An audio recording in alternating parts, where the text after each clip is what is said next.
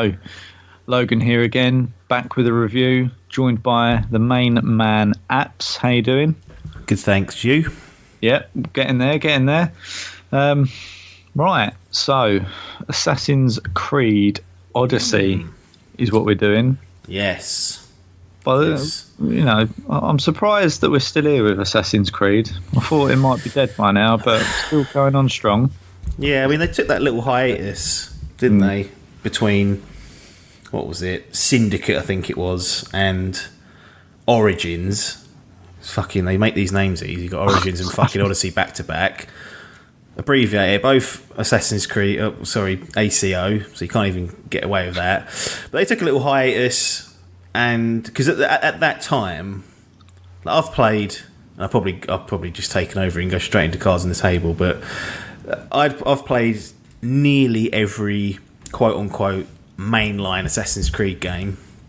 The only one I haven't played through is Assassin's Creed Rogue, which was because at the time in 2014, so that famous year of Dimp's revival, and we've spoken about that in other reviews, that was the year they decided that they're going to have two games that year. One for, at the time, next gen or current gen for the Xbox One and for the PlayStation 4. That was Assassin's Creed Unity, and Rogue was going to be on the Xbox 360 and PS3 for those that hadn't committed to the new platforms.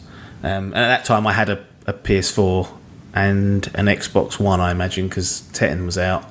So I opted for Unity. Rogue has been re-released on the current gen, but it's a long way back for that. But I've been playing them since the first one. I think it's over a decade now since that first one come out. Looking at them now. So yeah, you get them years out, and it'll age me more when I hear exactly. Assassin's Creed, 2007, Xbox 360 or PlayStation 3, AC2, 2009. Interesting. So it's 2007, then 2009. Yeah. So they didn't start off with this yearly bollocks straight away. Then that's interesting. And after that, I think it descends into it for a while. But so this is what you got. So the main titles, I think, by the looks of it, are in bold. And what I'm looking at. So bold title denotes part of the main series. You had AC, the original, in 2007. Yeah. AC2 in 2009. Weirdly, that must have been remastered because it's given PlayStation 4 and Xbox One as well. Yep. That's or back. 2010, you had AC Brotherhood. 2011, Revelations. 2012, AC 3. 2013, Black Flag. Oh, Black Flag. That's the only one of these that I've ever played. Black Flag, the reason why it was appealing to perhaps even you, and in hindsight I wish I'd played much more of this game, is because it didn't feel like a classic. It felt like an Assassin's Creed game, but the setting, being a pirate, being a privateer, that who in himself as a character wasn't really interested in all the Templar and Assassins bollocks. At heart he was just doing things because he was a privateer. So you didn't have to worry too much about the nonsense that they've got going.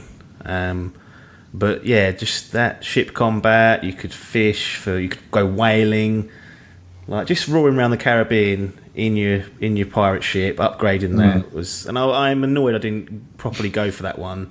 Biff fucking went to town on that. There were these things called legendary ships. There may have been half a dozen, may have been 10 of them, I don't know.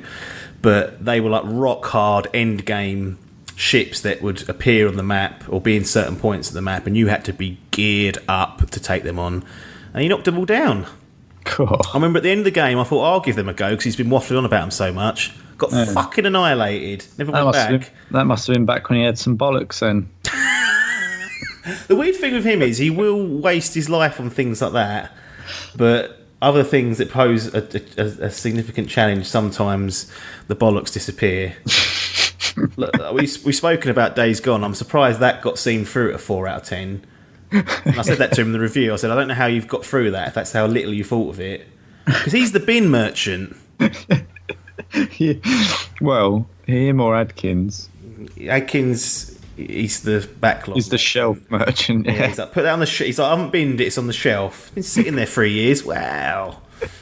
Biff just hard quits and trades them in, which I kind of respect because he's, that we talk about the currency of time. He ain't letting it get flushed away too easily. He'll just can it off if it's not. Well, if you saw him in the face, you'd be disbelieving that.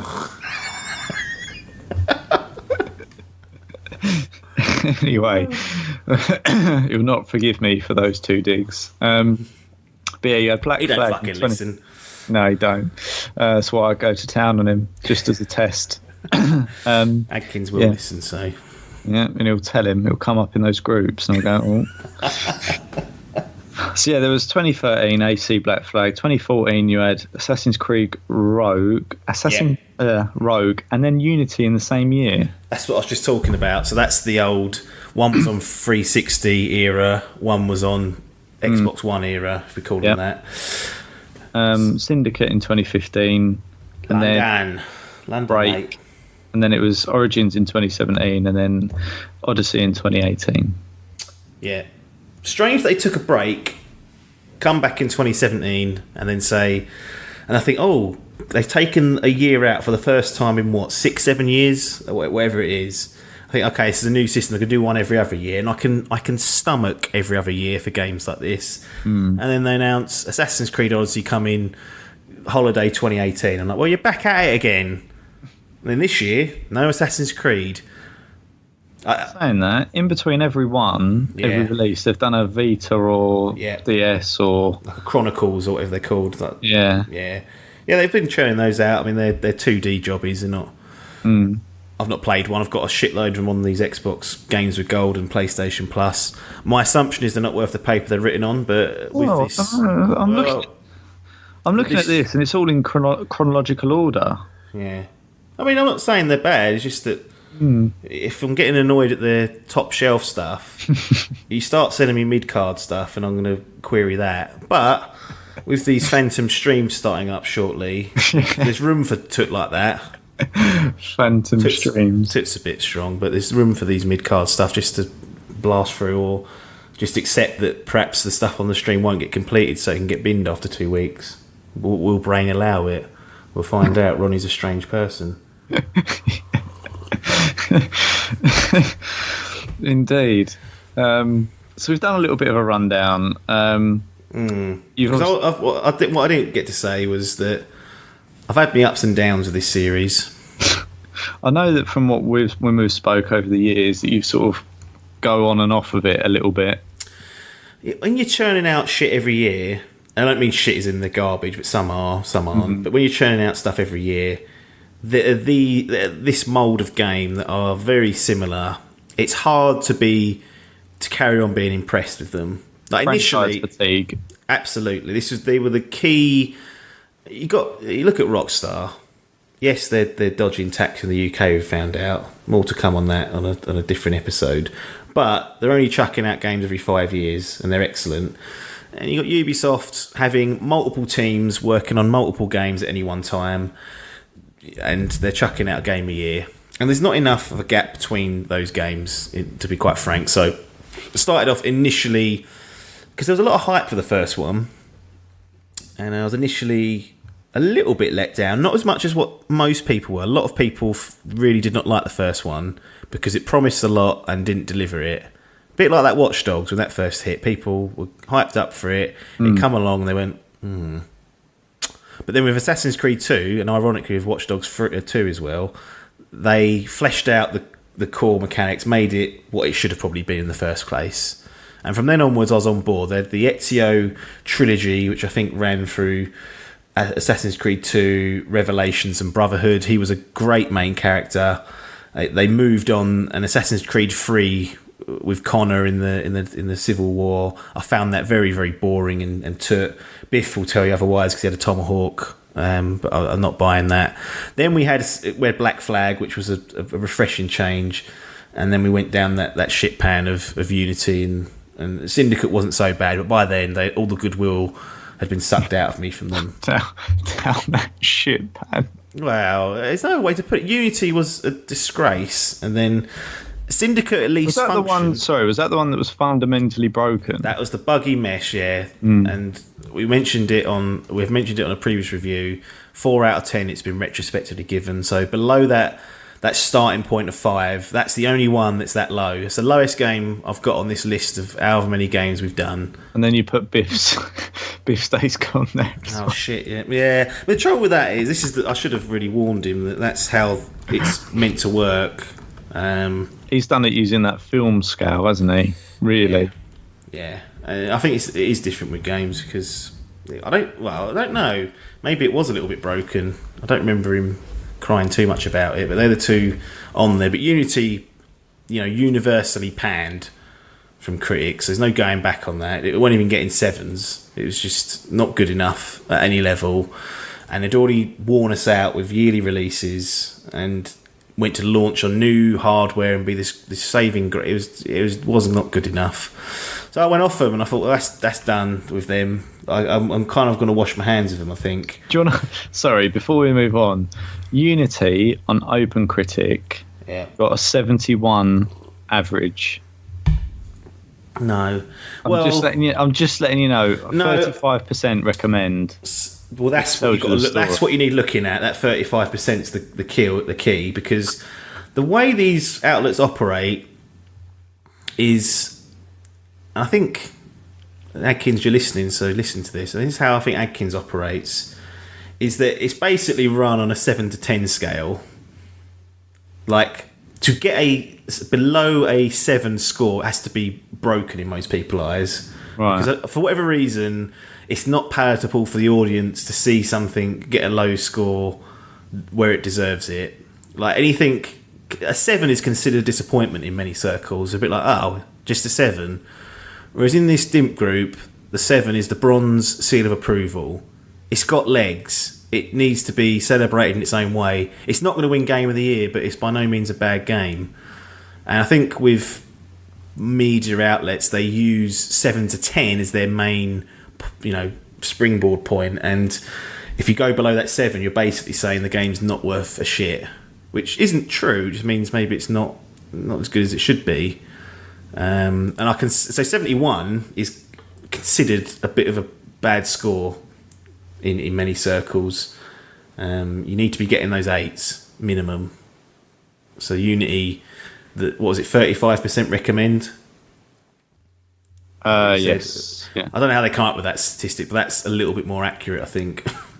In terms of, I mean, we'll get onto these a bit later, but just interesting to look at Unity. You got Roger from Metro, who says, not the bold new reinvention that Assassin's Creed needed, but instead a rushed, patently unfinished mess whose improvements are minor and failings more obvious than ever. Gives it 5 out of 10. That's more accurate. So that's what I mean. The Metro lot get a bit of flack because the Metro itself as a website and a paper is a bit shambolic.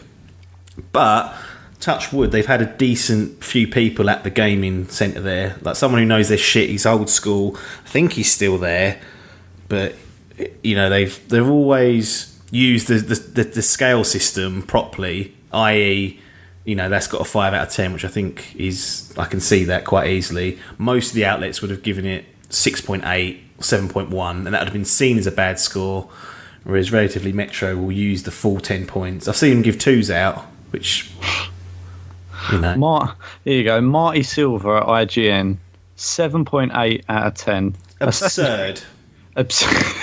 Assassin's Creed Unity is a gorgeous and entertaining game of impossible peaks and disappointing valleys. Sorry, what was that last bit? It doesn't quite make sense. Assassin's Creed Unity is a gorgeous and entertaining game of impossible peaks and disappointing valleys. What the fuck's an impossible peak mean? I don't know. I mean, he's given it 7.8 out of 10, which is the highest one here. PC Gamer, Tom Senior, 65 out of 100. So they're using their own scale. That's the same as a 7.8, the same as a 78. That's how they just move the decimal. Oh yeah, I got that, but it just goes to show you the difference from the 5-star scale, which is the ideal one, to the gaming out of 10 scale, and then PC Gamer going with 100. But he said a magnificent city full of exciting assassination missions, marred by broken co-op and technical issues. So it's a bit of a mishmash. And again, that's still getting us in his mind. It's marred by technical issues and co-op problems and whatnot. and it's still getting above average. Mm.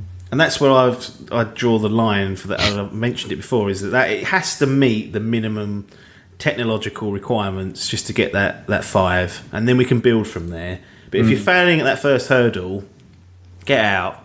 And I'm sure I've contradicted myself. I'm sure there's games that I've reviewed previously that have got issues that I've given a pass to.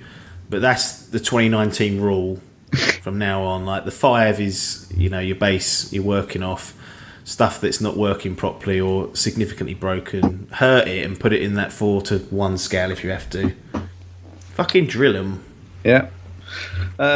So we've basically reviewed AC Unity there. It'd be interesting to go back and watch my video of it from all those years ago.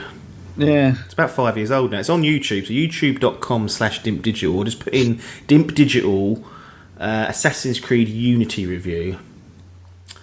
I've been toying with the idea of pulling out. Who did that? I did that. If I did that.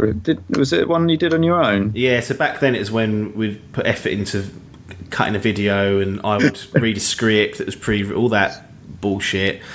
I was toying with the idea on the way home of putting like an omnibus edition of like old reviews together, and then just stacking like an hour's worth of old reviews, and then just maybe dropping them out over Christmas when we've all fucked off for a few weeks. Plug some gaps, so that might be coming. I've said it now, so I've got to do something with it. It's annoying. Cut that.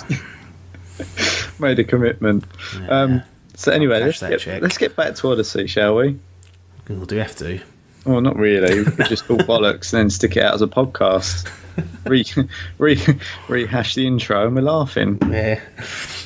But anyway, while we're still doing the review, so how much did you pay for it? Was it full price? Nah. 20 quid? Got it late on. Excuse me, it wasn't 20 quid, it was a birthday present. Which at the time was about 20 quid, because I remember researching it, because it was a present from someone who doesn't normally spend a lot on me. I found it for 20 quid, said, oh, if they're going to spend 20, 25 quid, here's a good one to get. Thank you very much.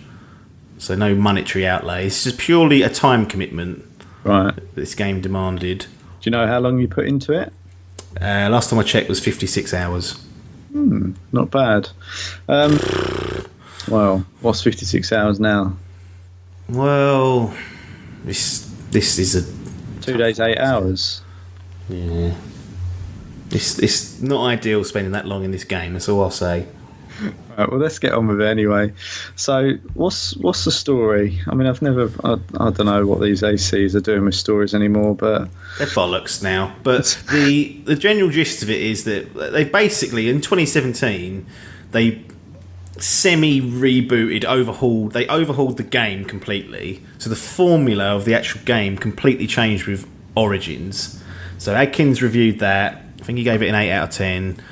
My view is it's a ceiling of 7, so how's it got an 8? But he will never back down. So you have to just sort of let him have it. And again, listening annoyed, laying there in his bed. But they've made some strides forward. I mean, the strides they had to make forward were not out of any sort of clever design. It was just they had to do something with the franchise because people were getting pissed off of it. And 2017's, so I'm going to call it 2017 Assassin's Creed in a minute because Origins and Odyssey is going to get muddled up. But Origins I played through it as well. It was actually decent. Like, I was quite pleased with the changes they had made. I liked the setting, which was like Egypt at that time. The formula was a different formula. I'm not sold on how it's evolved really in the second entry into this sort of new rebooted series. But we're making a few comparisons to Origins, which is the reason why I say that, because it's a good baseline. For those that gave up on Syndicate, Origins and Odyssey are a completely different game in terms of combat, mechanics, structure, and things like that. So if you're bored of that formula, there's a chance that you could enjoy these two. And I think what they come out with back in 2017 is that they'd seen The Witcher 3 come out, and they wanted to make a game that was in that sort of ilk. Level up, have gear, have interesting side stories, have choices and things like that you can make. In Origins, they didn't really get there. It was, okay, we've got all these ideas, had to change the feel of the game, but the structure of it was nowhere near the level required for The Witcher 3. So that comparison shot themselves in the foot. Don't mention The Witcher 3 unless you're close to it. They didn't mention it for Odyssey, but I feel like they got the formula far closer to their intended vision, and I think that's a good thing because it needed it. I don't think another Origins would have been good enough, but as is becoming a common theme in these video games, there's a few missteps. But this story, as I said, is set in ancient Greece, and if you look at the timeline of Assassin's Creed, this is set this is the first game in the setting, 431 BC, which is 400 years before Assassin's Creed Origins. I don't know what they're doing here, but it's set in ancient Greece, and it's a good setting. You take control. Well, one of the changes is you can choose your character, so you can choose to be male or female version of said character, which is good. They have different voice actings. They have not really different personalities, but you can be a Cassandra or Alexis. They're siblings. When you choose that at the start, you're stuck with them. No going back and forth. It's not two characters here. But it's set in what I thought you might find interesting is it kind of kicks off with that battle of 300 with old Leonidas against the Persian advance and all that good stuff. So it kicks off, and it turns out that Cassandra and Alexis are blood relatives of Leonidas. So they've got that warrior instinct, and they get given a spear that has some form of power on it, and we're not quite sure what it is at this stage. But that's the setting of the story, is that you'll choose one of those characters, and really, without overcomplicating it, without doing a biff and spoiling something that happens 35 hours into the game, the main storyline for this is you're attempting to kind of restore your family. So in your early life, you're kind of disowned, and you don't play through this, but it's in cutscenes. You're disowned, and you find out why and all that good stuff. But the real crux of this is it's a family you're trying to reunite. You're trying to find people that you haven't seen since your youth, and you're trying to make rights and wrongs and do bits and pieces like that. So that's the real base level story of what you'll be doing, and that's the main story. And they couldn't just leave it there, could they? Because it's Assassin's Creed, so that wasn't possible. So in parallel to this, you unlock 2 other campaigns. Essentially, they all run within the open world, but they have their own quest lines. That's the best way to describe it. 2 other campaign quest lines. One that deals with a cult that is spanned over the Greek world, and these guys are looking to they're like the Illuminati of the ancient Greece base. They're looking to control things behind the scenes, and they are responsible for a lot of the bad that's going on in the world at present. So you've got that running in the background, and your task is to try and get through those guys, assassinate them, figure out what's going on, and hopefully make good on the world. That's the sort of second campaign. And the third one is a bit more of a mythological one, and it deals with I'm trying to think of a way to describe this. It kind of deals with the discovery of certain artifacts in the world which may or may not have not magic but powers beyond what a normal human would expect. So there's three quest lines. That first one I mentioned is the core storyline, though. These other 2 are there to, I guess, add content to the game, but also to complete those 2, you've got to be max level, I think, by the end of them. So they're more end game stuff, because it's 50 levels when it was released. I think they've increased the cap now, but when it was released, there was 50 levels for your player character, and you could get through to the family quest line at about level 42, whereas the other ones require 49, 50 jobby. So they're there to extend the life of the game. And out of the 3, the family one's the most interesting in my opinion. Blimey. So the waffler. So there's a lot Pick the bones out of that. Oh, just to complicate things, one last thing. In this version of ancient Greece, there is it's what's it called? The Peloponnesian War is going on, and it's fought basically between two clans. One's the Sparta clan, which we're familiar with if you've watched 300, and the other one is, I think they're called the Delian clan, who are basically Athens. So there's these two warring factions going on. As you move around the map, each map region is controlled by one of these armies, so blue or red, and that will dictate who has the strongholds in each of the places, and you can disrupt these battles and the balance of power in these areas. And if you say, for example, you wanted to make the Sparta rule the entire map, it'll take you fucking forever, but you could do it if you wanted to. You can unsettle each of the regions where the Athens League are strongholds, kill people in their strongholds, kill high-profile targets, kill leaders, and then eventually unlock a battle that you can partake on. And during that battle, you're the champion, and you can come along to Sparta or Athens and say, "I'm going to join you in this quest," and play through the quest, and you'll be rewarded with gear. And then whoever you played with and completed it with will then rule that region. And they do nothing else with it. It's just this random thing they kind of filter you through for 5 hours of the game at the start. Not 5 hours, maybe 2 hours, to show you what it's like. And then you think, oh, this is going to have a really big impact on things. It doesn't. It's just a side activity to earn gear, basically, and XP, which it's starting to sound like Trials again, but it's not as complicated as that, fortunately. But it's just a strange thing to include, because dynamically the power shifts will change as well. So if you don't visit a region in a while, Athens might overthrow Sparta in a certain region on their own, and there's no, as far as I know, there's no real end to that. It's just an ongoing side thing that you can partake in, but for no reason. It's in the rundown story section, but it doesn't really have a story to it. But it's just an option, and it's a frustrating mess at times going. I think I did about 5 of those, because the battles at the end, they just pile shit on your screen, like 50 people in these like really weird wars. They don't feel like proper wars. They just feel like they've just chucked characters on the screen. You've got to kill 10 of them in 2 minutes or whatever, and it's not great. Just a strange thing to include, and I felt like that could have been fleshed out and integrated to the main story with choices and things like that, but they don't. Just a separate little side thing. Yes, by the sounds of it, it would have been nice if it had some sort of impact on the overall story. Or it's just a way to loot gear, really, is what I boiled it down to. It's all right. You've put a lot of effort into that, but seems like a complicated system just to basically do a horde mode, and so you can loot gear. Yeah, it's a strange one. Right. So there we go. A good main storyline.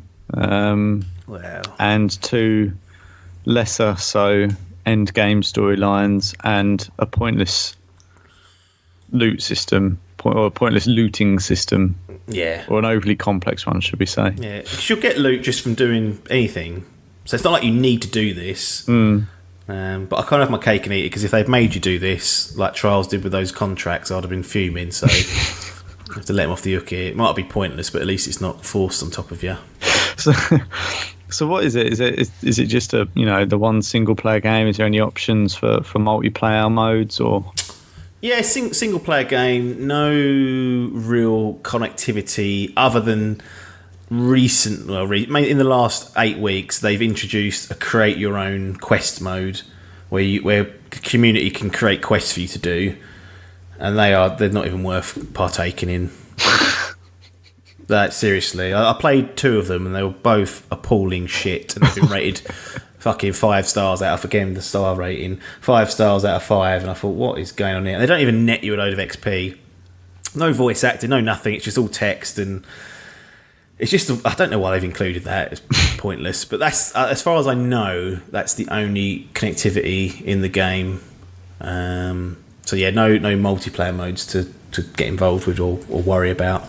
Excellent. So I guess in terms of what the game looks like and performs, are we seeing those bugginess from Unity back, or is that firmly in the past? No, I think the game breaking stuff's gone. So the Unity was just, every corner there was something wrong with it. That's not the case here. It looks, in general, it looks really nice. Like, I mean, granted, I've been playing on the Xbox One X and 4K, HDR jobby, so that obviously helps. But it's a lovely looking game, in all honesty, and it performs well for the most part. Like, frame rate's smooth enough and not a lot of graphical issues. But as with any open world game, you will run into random bugs, like something just floating in the air very occasionally.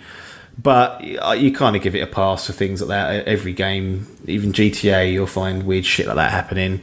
So it's in that league where it functions fine, and you'll just encounter the odd bug, which for the most part won't ruin the experience. So I think on this front they've done a good job. Ancient Greece is gorgeous to roar around in and explore, and good setting, and they've nailed the environments. That actually made me kind of want to go to Greece and visit some of these statues that you climb on, but knowing this life, they've probably all been fucking knocked down now, so I ain't going to be there when I get there. 3.5 hours on a plane for that. Bit of disappointment awaits. Should research that if that's going to happen, because that would annoy me. Go all that way and you go, fucking hell, it ain't here. Yeah. So the game's controls, I guess that's all pretty bog standard, lockdown. Yeah, there's not a lot to really call out on the combat's the same as Origins, so they've made a change to that where it's not as restrictive. So in Origins and now in Odyssey, it's much more free flowing, relies more on your parrying and your dodging, and you can unlock and apply special attacks to your character to do more damage or buffs or things like that.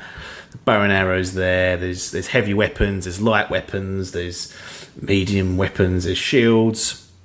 You've got different enemy types which require different approaches.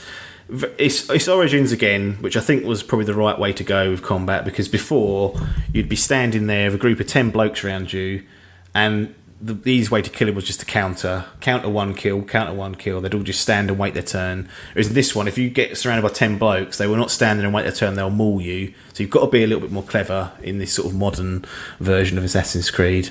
So yeah, I think they've done a good job of bringing in more modern controls and giving it a little bit more depth, because it was severely lacking that in the likes of Unity and Syndicate.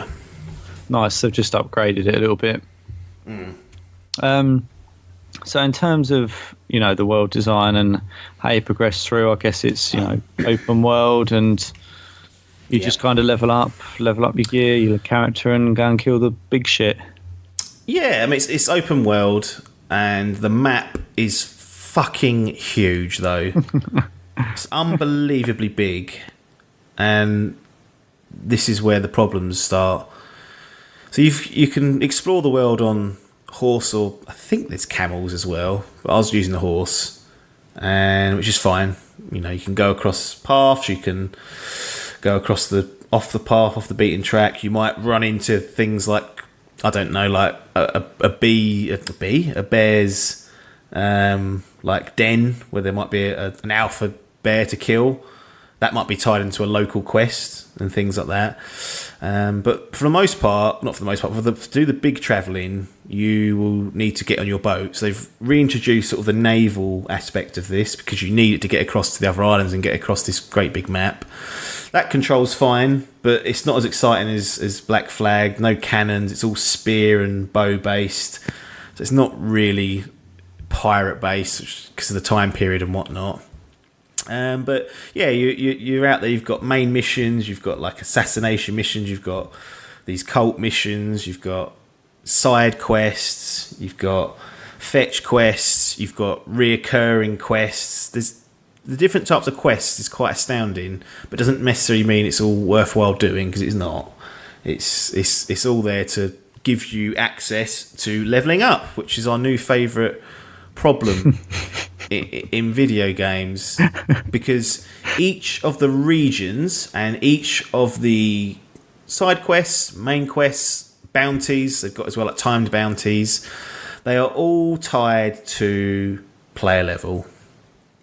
So if you're level 10 and you try and do a level 16 mission, you'll be facing level 16 enemies, and they will one-shot you. One hit, you're dead. You'll try and kill them. It'll take 60 hits. That's all tied to this leveling system, which I don't mind. Generally, I don't mind, because it keeps the difficulty doesn't really change too much, but it means you have to make sure your gear's up to date. You have to make sure that you've got the right player level. And like I said, for the most part, I've got no problems with this leveling stuff, but you need to make sure that you're not forcing me to do dog shit. It's this syndrome back again, isn't it? And it's not as bad as other said games like the Trials Risings of the world, but it is a bit of an issue. I'd still hit walls where I wanted to do a mission and it was 4 levels above me, and I had to then go off and find XP to do it, to go and do some of those like battle missions to get some more XP. It is a bit of a problem with the game, and it could have been a lot worse. There's certainly worse games out there for it. But we talk about this Witcher 3, and that's what they're aiming at. That never really had this problem. You were always the right sort of level to continue with the main story. Very rarely did you have to go off and find activities to do just to level up. Like, naturally, by doing the story, it would lead into the next story mission. You'd be the right level for that. So if you wanted just to mainline it, you could.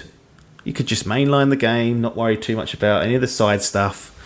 But you hit walls in Assassin's Creed Odyssey, not as often as you could have done. But the real stinker that they've applied to this, I don't know why they've done it, but you know that idea I said about Trials Rising doing the old, pay to increase your XP? Mm-hmm. Well, in Assassin's Creed Odyssey, you can do that. There is a item in the shop that doubles your XP.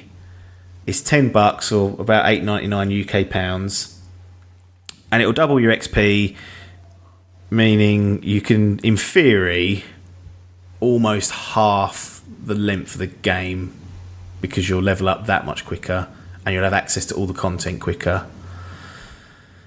That's a concern, isn't it?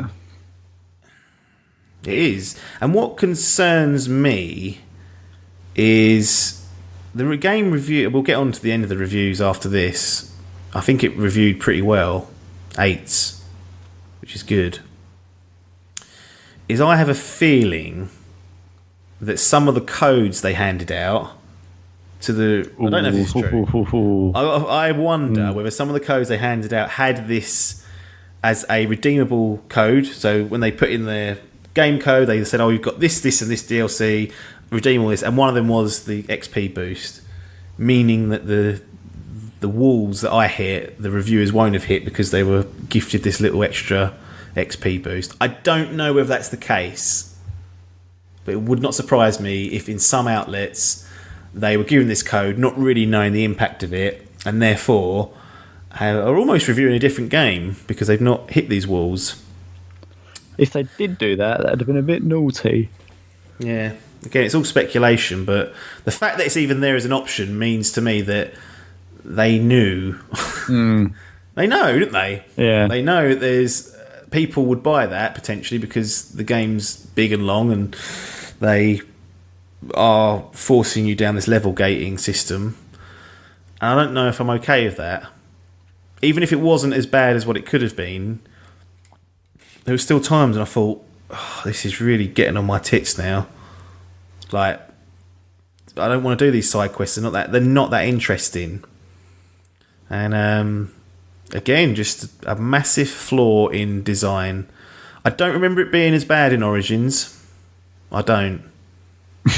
But Odyssey, I noticed it a hell of a lot more. Maybe because the game's, it's almost twice the size of Origins, which is insane because that's a big game. But because of its length, it suffers because you've got this grinding problem slightly, and also the stories suffer because you lose complete momentum.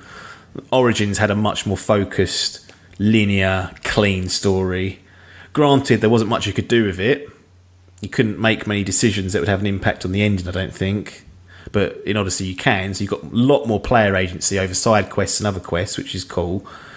But it didn't need to be this long. It certainly didn't need this overhanging ghoul of doubling your XP if you're running short on time, and then we'll never know whether that was included in any of the codes. But the fact that it's there suggests to me that they knew it was a potential blocker for people, but decided to, rather than make it a more balanced experience, thought we'll monetize that fucker instead. Because they could have just done a short SQL that goes and doubles it anyway. It's not doing anything, is it? It's quite a straightforward. I don't know. It makes you wonder. It's like, who's asking for these walls? Because what it does is it levels. So when you level up, say if I go to I'm level 20, I go to a level 10 quest. It will still say level 10, but all the enemies will be level 18. So it scales everything up to your level anyway. If you want it to, you can turn that off, but I just left it on. So it's not like they are making the game too easy for you. Like you can just get OP and then start smashing through the quests. It still relatively keeps pace with you. I don't get why they've done this. Well, the cynic says to monetize it. Yeah, and I was tempted. I thought, well, I've been given this game. Could I just spend a cheeky tenner to make it go quicker? Cool. That would have been interesting. Well, it would have been. That would have been an nail in the coffin. I mean, it wouldn't have. It might have been. Maybe it would have been a better experience. But the fact that that's behind a paywall concerns me. I don't like this, especially when two of your campaigns are end game ones, so you need max level. Told you 56 hours or whatever I said at the start. I'm level 44. 6 more levels, and at this stage, the XP required is ludicrous. I know, that's why I gave up on those last two. I was like, well, I ain't doing it. It's unlocked New Game Plus, so it's obviously, if I want to, I can go back and restart with all my gear. So that's, for me, a signal that the game has kind of ended. As far as I know, there's no end credits to this game, so there's no stop point there. It's just like, how far do you take these extra campaigns? And I was like, I'm not with your leveling system am I at all interested in. If I could get through them just by playing those quests, I would have done them. But the fact is, I'd hit another wall and be like, fuck me, now I've got to travel across half the bloody world to get this quest that's going to net me 6k XP. I still need another 40,000. Yeah, it's certainly not ideal, is it? I don't know. Normally you just get a recommended level or something, but you can still give it a good go if you want to, if you're under-leveled. Yeah, you just can't. It's just not an option. It's 100% not an option. It's a shame. This word that I keep using is a shame, because there's no need for it. It's unnecessary nonsense. I mean, how long do these games need to be? Like, it's almost as like they wanted it to be a games as a service, like a Pete Gaz, but in a single player. Like, we want you to play this for months just to get through the main game. You just get fatigued, don't you? You just go, core, I can't be doing it anymore. Yeah, you can't, because I like to ideally play different games, but sometimes you spend like over a month on stuff just to get through it. But this is more than that. It's scandalous, really. I mean, look, I'll go on to How Long to Beat. She's not a porn site, but it's a site that will tell you people submit their times for completing the game. So, how many hours it took them. It's not 100% accurate, but it gives you a little bit of an idea of how long people are spending on this. So main story, they're saying here, 40 hours clocked in at. I can only assume that that's either with that double XP, or it doesn't include all the free sort of main campaigns. It's just that story I talked about, like the central one. Then you go to average for main and extras, which I'm assuming includes those other two strands. 73 hours. Completionist, 117 hours. All styles, 80.5 hours. Well, it's absurd. Yeah, you look at the others, and Assassin's Creed 2, Completionist, 35 hours. Much more. Completionist. Imagine poor Adkins trying to get the platinum on this. 120 hours. Black Flag, 57 hours. That was a beast. That was Biff doing those ships, though. Syndicate, 53 hours. These are all completionist, by the way. Yeah. Bloody hell. Rogue was 37. Unity, 78. Origins, 81. So they've added 40 hours almost to the completionist. Yeah. Yeah, that's a disgrace, that is. Spider-Man, just as a reference point for a single-player kind of open-world game. It's not open world, is it? But completionist on that is 32 hours. Thanks very much. I'll have my life back once I've completed that. That's a lovely length. That's what she said. But that's for me. That's the sweet spot of these games. Even if that was just the main story, like 32 hours, that's a bit long, but it's still decent. But as a completionist, that's great. I mean, what do they want from? Because remember, they built all this. They developed and made all this, and they've chucked you 120 odd hours to get through it all at completionist level. Completionist for Red Dead 2 is 156. That's probably... So that's at the right other end of the scale of... but that's obviously a lot more polished and better and interesting. Well, there's no levelling to worry about. Levels. Mm-hmm. So you just get through it. I mean, that was a long game. If Odyssey's going to get called, well, no, because I thought it was a great game from start to finish. This struggled. I'll tell you what, an interesting one is GTA 5.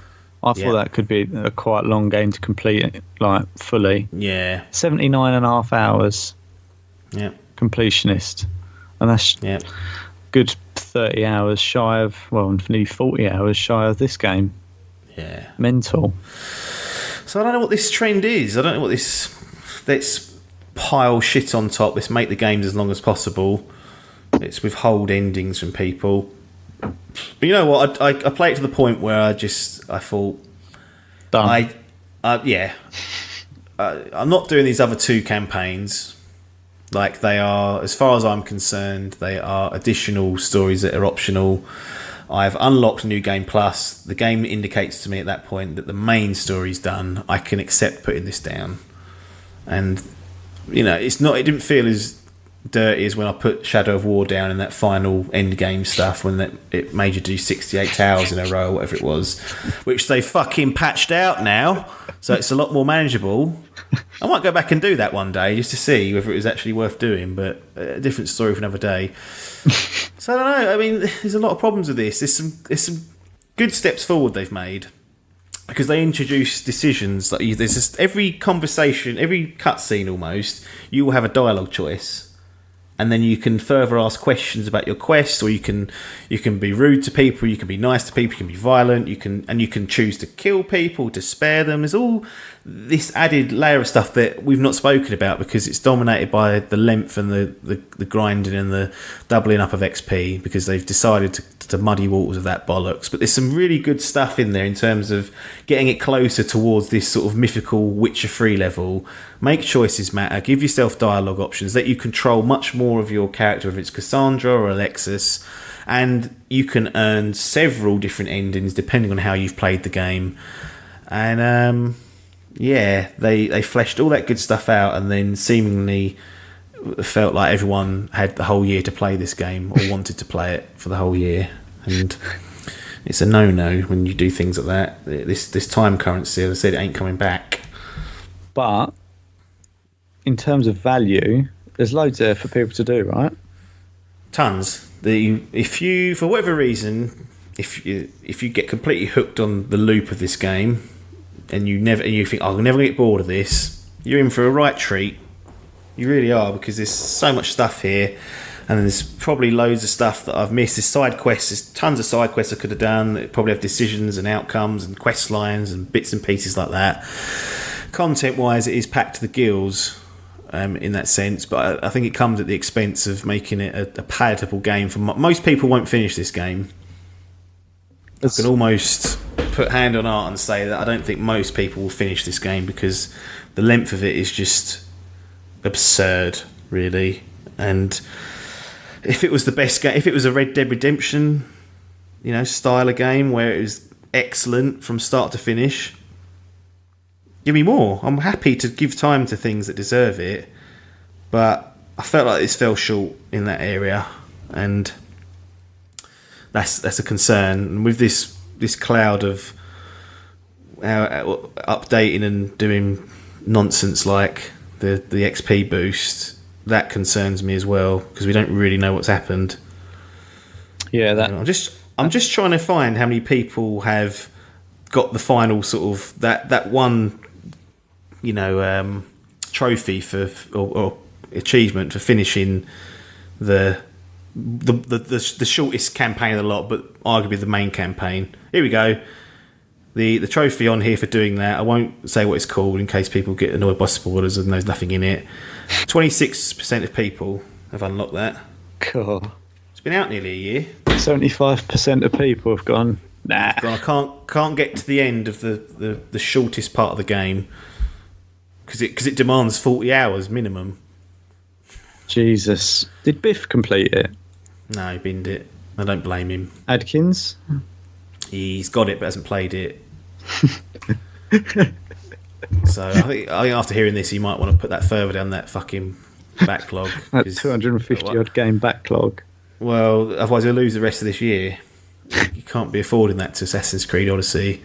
Don't get me wrong. It's like I said. It plays well. There's some good things they brought forward, but again, there's just these what I find personally distasteful game structures.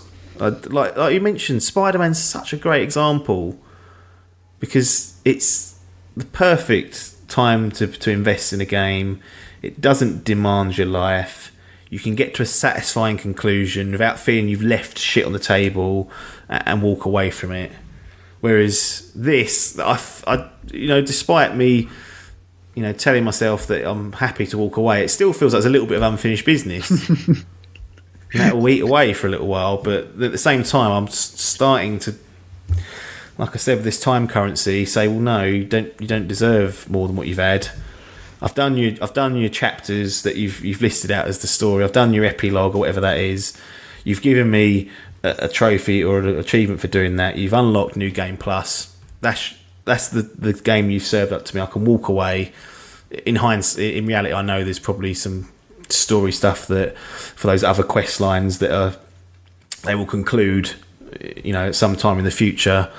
But I can't. Maybe I'll go back to it in a year, borrow it off Adkins or something, and just mop up those bits. But I tried giving it a month off and going back to it, and I just thought, no, I've lost the energy for this, so it got dropped. Well, that's what can happen. Almost too much to do is now a negative. Well, I don't know. Is it? I don't know if I'm being overly harsh. It's one thing that seems to annoy me, but now I've put it in front of your face. Too much content. What do you think? Well, because like you said, Red Dead Redemption 2 is the exception to the rule because that is a fucking long game. Yeah, but I sat there and played it for that month religiously because it was that good. This is, I guess, the point is, if it's good enough, then it'll get the time of day. Yeah, it's not. I don't think Odyssey's a bad game, but it's just not. It's not that next level shit. So, we're saying that big with an RPG or an open world game or whatever it is, it has to have enough depth. If it doesn't have in all areas the depth that's needed, you just go, right, well, I ain't doing that because it's just a means to an end. Like the side quests are more often than not a bit of toot. I think it's okay to have it there. I'm not too keen on strict gating via levels. No. I like the idea that it goes, you should be this, but it's kind of doable if you're a level or two under. But just going, you have to basically be this level or it's a game changer, and you can't do it is a bit cruel. Yeah. Well, the good players will argue that you can do it a level or two under, but then when you unlock the next set of quests, there'll be 5 levels above you again. So you have to go up 2 more levels. You're just constantly chasing your backside when that happens because you're behind always. I always think a good game gets you to the level you need to be organically. Yeah, I agree. Yeah, it shouldn't feel like you've gone, I've got to, and you consciously think, I've got to go and do something. because Yeah. it doesn't, it ruins the pace of the game. Yeah, totally agree with that. And that's what Witcher 3 felt like. It is organic. It felt organic anyway, whether it was or not. I'd need to play it again. But it never... One that I'd like to compare it to would be something like Horizon Zero Dawn. Ugh. Because that... I know you didn't like that, but I'm wondering how the levelling was for that. I don't remember it being egregious. But this... The way I've looked at it is there's two types of open world games, really, these days.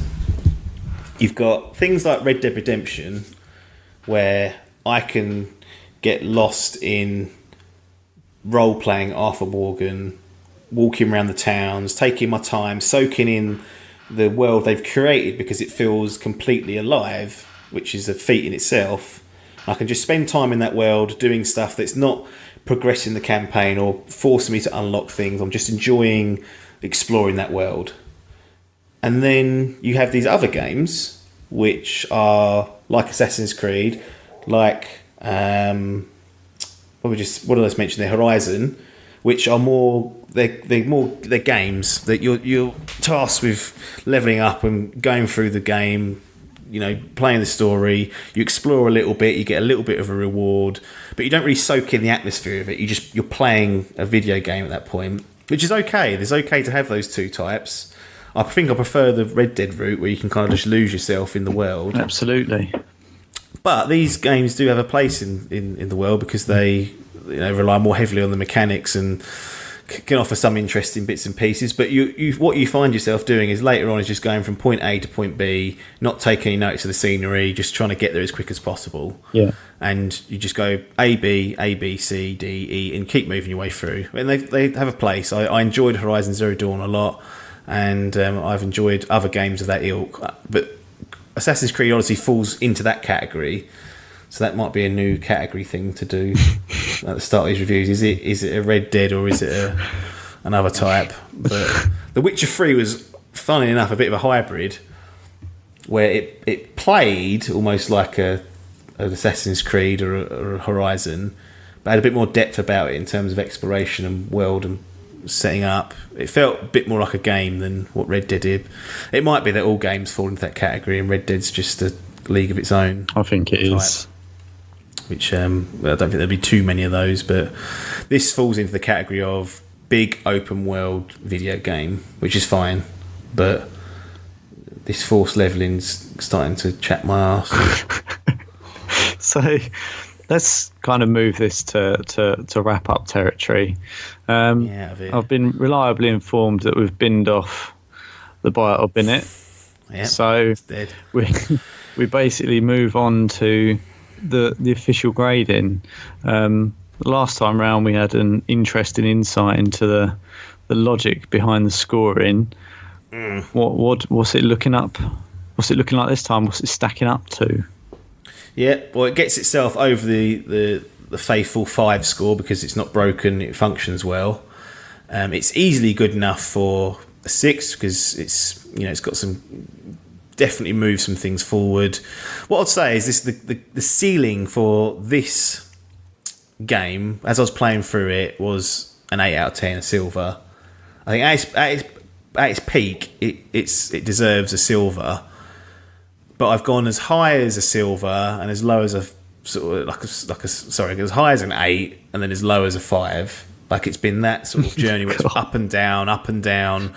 Oh, this is really good. And it's like, oh, I've got to do this. It's fucking annoying me. Oh, I've still got to do this. It's fucking annoying me. Oh, it's not ended yet. Oh, now I've got to do this. So it has been one of those ones where the scoring is tricky because it's pretty much been from 5 to 8 several times, back and forth, up and down like oars draws. And where does it finally land? It's certainly not an 8. It's 100% never getting there. And to see Assassin's Creed Origins sitting there at the ceiling of an 8 is a disgrace. Because that's not right. I would have put Origins at a 6. Maybe a 7 at a push. Probably a 6. They do things much better in Odyssey. They refine things. They add new decisioning that spirals off and has consequences. They give you choice as a player. but we have this cloud surfacing around this double XP jobby. Alan sat there and knows this is too long. They know people will be tempted to buy this, pay the extra tenner and half your XP time, double up XP, permanent that is. It's not even a temporary boost, a permanent buff to your character. You can run around earning 50% more XP. And I can't have that. I can't have that sitting in this seal of approval level bronze. It's on the spreadsheet. It's sitting there. I've obviously put that down at an earlier stage, like months or weeks ago, and forgotten about it. But as I've talked through it, I'm not having that. It's going to go down as a 6 out of 10. Get back. I'm not having that garbage. That's naughty. Talked himself out of a bronze. I have really. That might be cruel, but I can't accept that sort of nonsense going on, because now it's just we don't know. I don't know what it plays like with that. It would have been. All I know is I would have enjoyed it more, and I think most people would enjoy it more. But they're asking for an extra tenner on top. So it becomes a 60 quid game. Yeah, in some territories, it's an odd one.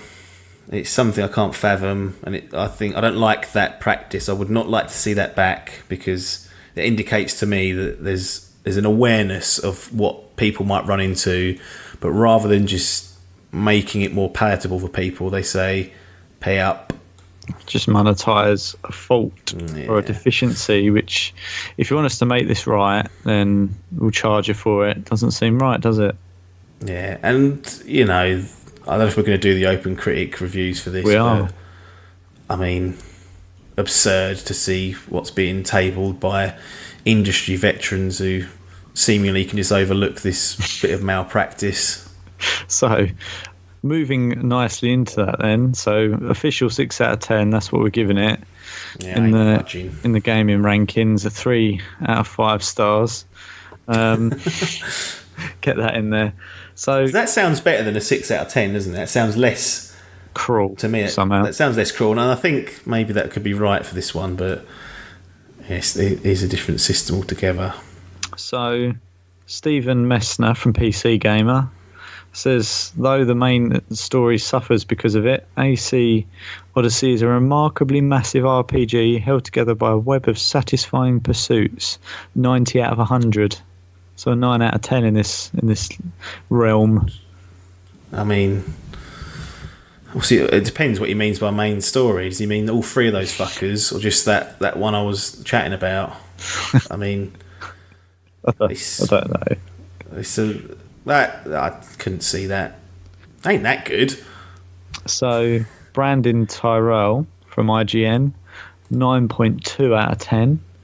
Assassin's Creed Odyssey's open-world adventure through ancient Greece is a gorgeous thrill, and the best the series has ever been. In some ways, that last part, the best the series has ever been, is correct. But you score too many own goals. You can't be scoring these OGs. It could have been that 8 territory, but it's lost 2 marks from being greedy, really. At 9.2, that's absurd, really. That is. I mean, I'd put Spider-Man on that level of 9s, and that ain't close. Why do I always have a problem with bloody Eurogamer website? Well, I don't think they put scores on things anymore. They just put recommended. Yeah, they do. They just chuck those words on it. I was trying to read into it a bit more, but Tom Phillips at Eurogamer says, colossal in size, lavish in scope, Odyssey feels like a series landmark and Ubisoft's biggest ever game. That last point is correct. It is their biggest ever game, for better or for worse. Yeah, I don't know. I don't know. I would like to look into these reviews more and see if they mention any of this XP stuff. And if it's not even brought up, it makes me wonder whether their codes had bundled in this XP boost. Just having a quick look at. Oh god, they're all bloody videos. Well, yeah, they get out of it, didn't they? They have to write things these days. Whilst you're squabbling for that, one thing I did forget to mention is there's like a mercenary system. So if you commit crimes throughout the the world, someone will put a bounty on your head and you'll be chased down by these powerful mercenaries, and another side sort of quest is for you to be the top mercenary by killing all the other mercenaries. Of course, it's at level 50 to top that out, but that's quite interesting. Rather than having a typical wanted meter, you have mercenaries that track you down. Right, okay. And they don't know exactly where you are. They'll always go to your last sort of known location, and if you're nearby still, they'll probably find you, and then you can fight them and kill them. But they're like powerful enemies that you can fight and are quite interesting. Or you can pay off the bounty with money, or you can kill the person who put the bounty on your head and reduce it. But that is quite a big part of the game. But again, more stuff just to pile on top of the 80 hours that you're going to have to drill into it. God, this web page is so... What one is it? IGN. It's like just frozen. It's got about 400 videos embedded in it. That's what they do, ads. All sorts of it's their own garbage. videos. Wow. Oh, this is... I'm going to bin this. This is just ridiculous. Oh, here come the ads. EE, sponsored by... Fuck. Here's one. I found one for the Metro. The best Assassin's Creed has been in years, but also a game bloated far beyond the realms of common sense, especially while the core gameplay remains unexceptional. 7 out of 10. Right, there we go. So basically, don't go on that IGN website. I'm just... It's probably malware. Honestly, it's ridiculous. One thing worth mentioning, this is PC Gamer, is that Odyssey's story features some pretty stiff level gaps that have to be overcome by diverting time to complete side quests and other activities. I didn't mind it, since all of those experiences are fun, but it will be annoying to anyone who just wants to focus on the main quest. Yeah, that's typically me. Mm-hmm. Unless you have very interesting side stuff to do, like very interesting, I'm happy to fuck about with it, but most of them don't. And therein lies the problem. So there you go. Yeah. That's give everyone some time back. 6 might have been harsh, but I'm not giving people these medals. They're meant to be a seal of approval, so I'm not having this bloated shit and fucking dirty XP doubling. If that weren't there, and I said they just made the game a little bit wrong, I'd sort of let them off the hook a little bit. But you see that there, and you can't help but be a little bit cynical and go, Yeah, well, they've obviously identified it, and someone in the meeting room's got clever, and they and gone, well, could just make them pay for it if they want. If they don't want it to be that long, and they've gone, good idea. Yeah. Or you could just make it shorter, Ubisoft. Fuckers. That would be the best thing to do.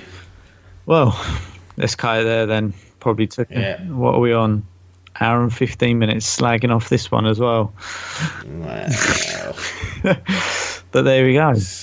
Sick of it. Give everyone a little bit of time back. Cut it off. Hour and 15 minutes. Thanks for lasting this long if you have done. If you haven't, well, you're never going to hear it, so fuck yeah. But fuck yeah. Ta-da.